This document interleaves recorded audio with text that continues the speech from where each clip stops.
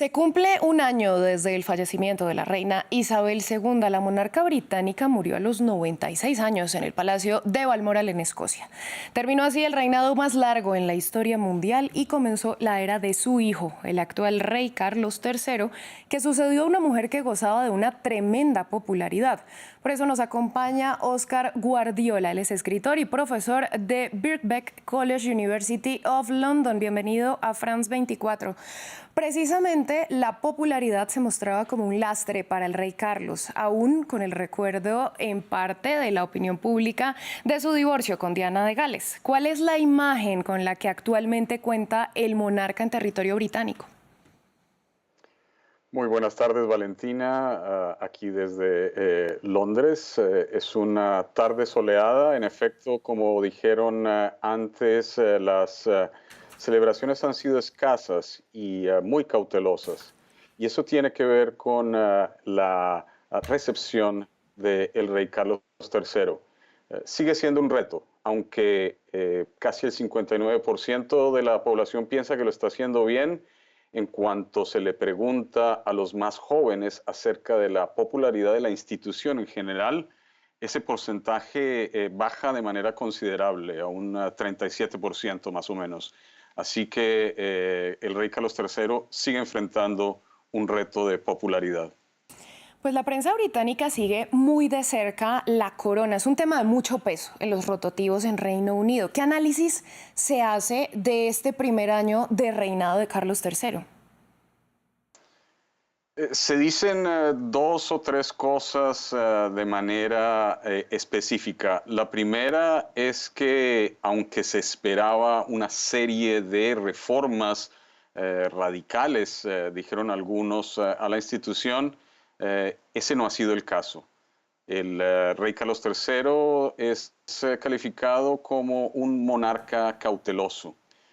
Lo segundo tiene que ver, por supuesto, con las dificultades que enfrenta, tanto dentro de su familia, no solamente el caso del príncipe Eduardo, sino el de su hijo menor y la esposa de este, y al mismo tiempo las dificultades de carácter más político que tienen que ver con si el Reino Unido permanecerá unido durante o hasta el final del mandato del rey Carlos III. Hay tendencias tanto en Irlanda del Norte como en Escocia que podrían hacer pensar que este último va a ser quizás el gran reto. Para no hablar, por supuesto, ya lo haremos quizás más luego, acerca de la Commonwealth, los países del Caribe en particular, que han estado considerando con seriedad la posibilidad de hacer a un lado la figura del monarca británico como su jefe de Estado. Bueno, sin duda, usted estaba llamando a Carlos III un rey cauteloso. De alguna manera, ¿se puede considerar que la clave para el éxito de una monarquía es intentar no cambiar muchas cosas? En efecto, se trata de la definición propia de la monarquía en tanto que institución. Su objetivo es brindar al menos la apariencia de continuidad en medio de los cambios. No le ha sido fácil al rey Carlos III brindar esta imagen. Para comenzar, recordarán los televidentes que justo al empezar su reinado se dan una serie de crisis políticas muy fuertes que implicaron la renuncia de varios primeros ministros y comenzando con la primera ministra Liz Truss. Casi que un día después de haber saludado a un primer ministro ya tenía que hacerlo con otro. Esa inestabilidad política permanece, en particular porque se ha entremezclado con una crisis económica de hondo calado que afecta en su bolsillo personal a las familias británicas.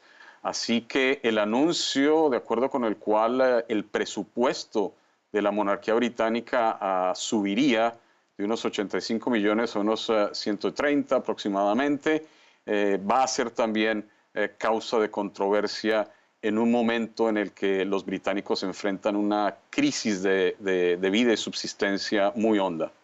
Algo que llamaba la atención de Carlos III era su lucha constante por el medio ambiente, a favor del cambio climático. ¿Cómo hemos visto esta bandera dentro de su monarquía? Porque ya no lo vemos expresándose de formas tan directas. Es cierto, como dije antes, su actitud ha sido más cautelosa.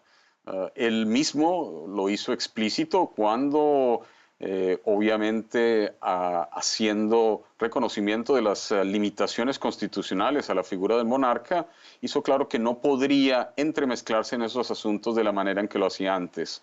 Al contrario, lo que ha hecho es quizás usar el poder suave de los encuentros que tienen lugar en el Palacio para enviar este tipo de mensajes. Por ejemplo, aunque no asistió a COP26 por recomendación de la entonces primera ministra Liz Truss, sí tuvo lugar una recepción con activistas y representantes internacionales en el ambiente climático en el Palacio. Y es ese tipo de cautela y de mensaje el que ha estado enviando. Sí, es cierto también que su enfoque se ha ido moviendo desde problemas más internacionales como el de cambio climático a problemas internos relativos a la crisis económica a la que hice referencia antes. Por ejemplo, se espera que lance en estos días una campaña para evitar la mala utilización y la pérdida de alimentos que no son consumidos. Se espera que nombre a uno de sus asistentes más cercanos para liderar una campaña en este sentido.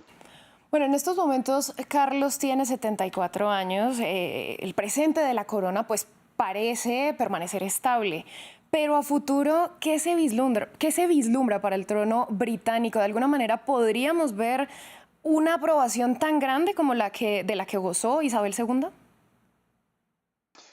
Es poco probable, aunque por supuesto deberemos esperar a ver cómo se resuelven estas situaciones, pero el primer obstáculo al que has hecho referencia es precisamente el de la edad muy avanzada, no solamente del rey Carlos III, sino de la mayoría de los miembros de la familia real que están en ejercicio de funciones, con la excepción de su hijo mayor y su esposa, que están alrededor de los 40. Todos los demás se encuentran ya en rangos de edad más bien altos. Y si eso se correlaciona con, como lo dije antes, el hecho de que la popularidad de la institución monárquica entre jóvenes, entre quienes tienen 18 a 25 años, es escasa, no más del 37%, Sí. se espera que este sea un enorme reto. El siguiente será el de la permanencia de la unidad del reino. Pues Óscar, a usted muchas gracias por su análisis y por compartirlo con nosotros en France 24. Siempre un placer. Y a ustedes gracias por su sintonía. Nosotros vamos a hacer una breve pausa y ya regresamos aquí en Directo a América.